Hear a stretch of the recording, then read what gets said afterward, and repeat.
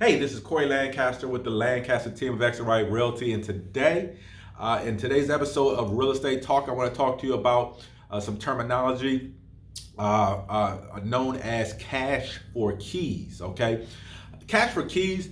If you came through the 2008 crash, if you're a realtor that long, you might remember that term was used a lot, primarily used for foreclosed properties. So when a homeowner got foreclosed on, which we had a lot back in the 2008 crash, and thereafter, the bank would foreclose on those homeowners.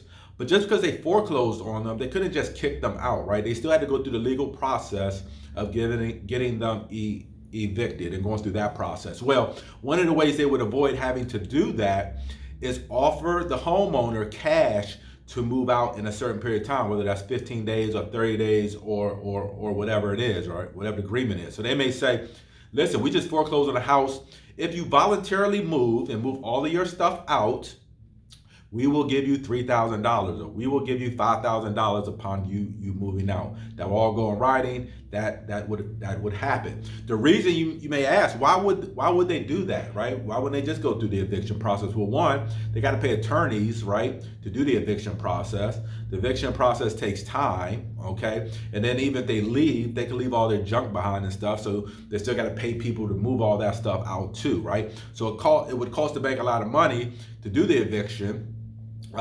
Versus, hey, why do that? Let's just pay the homeowners, give them some money so they can relocate. I got a deposit, first month's rent, stuff like that, and they'll take all their stuff with them. We don't have to worry about all that. Okay, so that's the kind of the nature why cash for keys probably was a little bit more prevalent back then. But just because banks do it, that doesn't mean homeowners can't do it.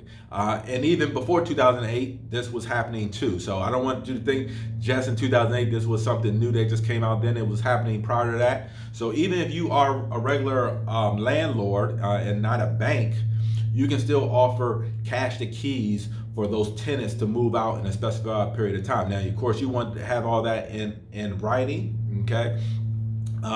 But that is an option for you to get the tenants out versus going through the legal process.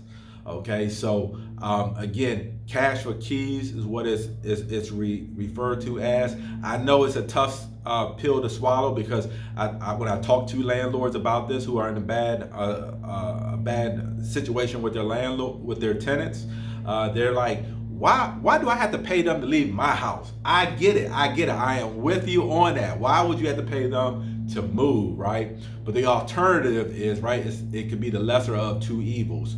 Either you pay your attorney and go through that whole process, especially right now, it is taking a long time, and in some circumstances as it relates to COVID, you can't even get them out right now. So although it's a tough pill to swallow, it may be a necessary pill to swallow so you can move on and either get that property re-rented or either get it sold. If you're thinking about selling or re-renting, give me a call, okay?